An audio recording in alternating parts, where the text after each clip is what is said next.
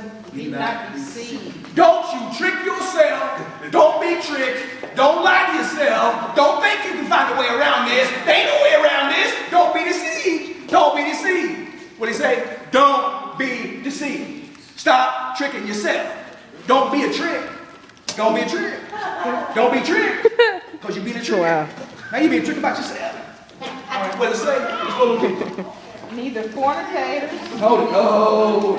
Now, this is a wide open word. I want to deal with this word, but this is a very important word. This is the word that we need to think about. Fornication is more than just two people having sexual relations outside the bonds of marriage.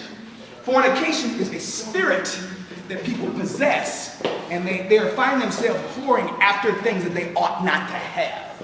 Don't you know, if you're caught up in stuff, if you're caught up in people, if you're caught up in pleasure, if you're caught up in these kinds of things, you are whoring after another god. You become an idolater.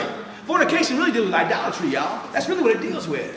Because you know, the moment you connect yourself with another individual, that you actually make a spiritual bond there, yes. That you two become one.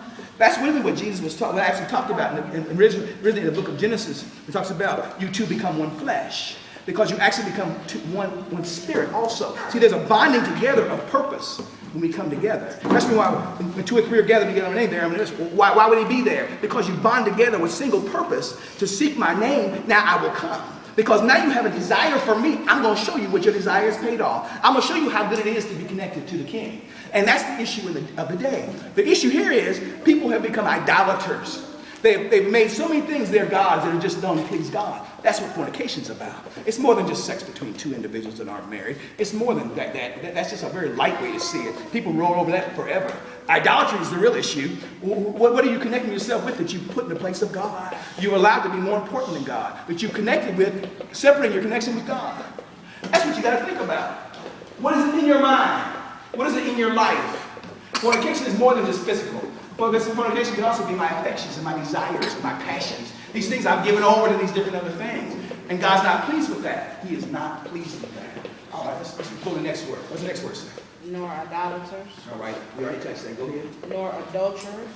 We know what that is. Go ahead. Nor effeminate. That's a fancy word for saying these are folks that were caught up in men presenting themselves as women. This is a form of homosexuality. This is the dress-up folks.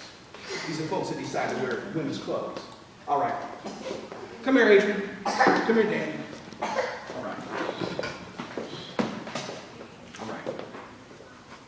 Now, this is called men's apparel. You know why it's men's apparel? Because, see, we don't have them hips like women do that poke out. We don't have that. Yeah. Hey, watch yourself. Look, and we wear clothes that are more form-fitting. Now, this is called women's apparel. All right? You see the way these are here? Nah, look. I am not trying to be wrong. Let me straighten out right now. I am not trying to do nothing wrong. Let me hold